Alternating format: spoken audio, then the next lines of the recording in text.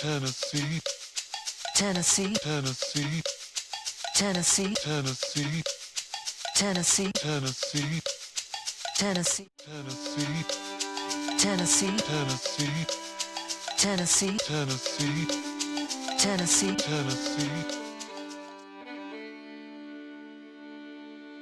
Mason, Tennessee, the small town about 40 miles outside of Memphis, the first place I called home, was a place I thought was just a dried up town. Nowheresville, with not much to offer. Little did I know that town held secrets.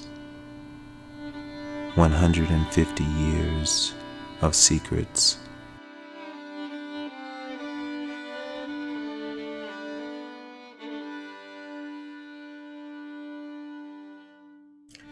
During the early 1800s, the soil in Virginia was beginning to lose its productivity. Consequently, many Virginia slave owners commenced selling their surplus slaves to the Deep South. Others, like those who would later settle in the Mason area, chose to migrate west to new fresh lands where their families could be kept intact, and the families of their slaves as well. Many of the Virginia planters who migrated to Mason came in family groups, often brothers and cousins, and they established plantations within close proximity to each other. Because my ancestors were inheritable property, related slave owners often owned related slaves. Because of this, the Mason area visited and maintained ties that were otherwise often destroyed by slavery. Slaves in the area often took a spouse from another plantation, but in most instances, the two respective masters were either relatives or close neighbors. After emancipation, many of these black families who had been joined during slavery continued to intermarry with one another. That's how me and Teresa, God rest her soul, got together. Our families had been knowing each other for generations, and it was almost meant to be. Well, I guess it was meant to be.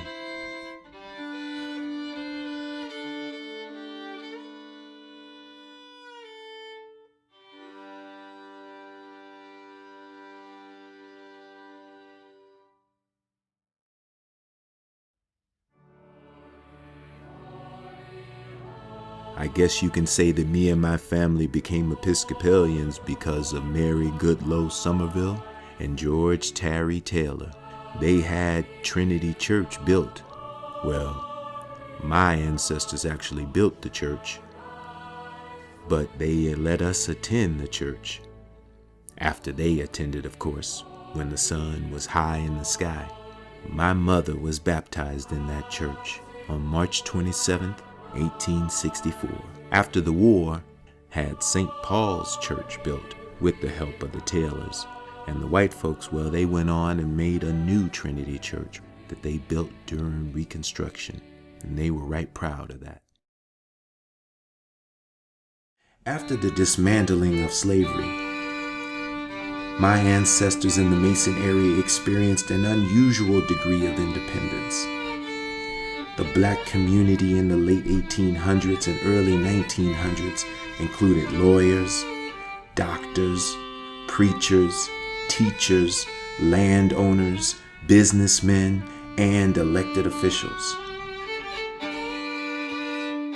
This is the Mason I was born into. This is the Mason I learned the trade of blacksmithing.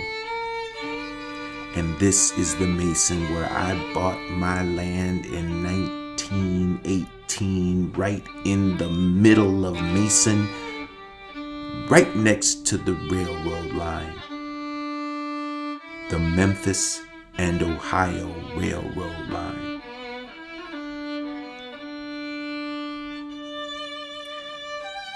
My grandfather told me that in the earlier days of this century, blacks from several miles away came to Mason to conduct their business. That blacks living in Fayette County avoided Somerville for Mason, and that families living very close to Stanton traveled to Mason to trade. His reasoning for this phenomenon was that the white merchants of Mason had treated their black patrons with more respect than tradesmen elsewhere. Additionally, he had stated that there appeared to be fewer restrictions on black citizens who came to Mason. And I can definitely attest to that. In my blacksmith shop, I had black clientele and I had white clientele. And I served them both equally.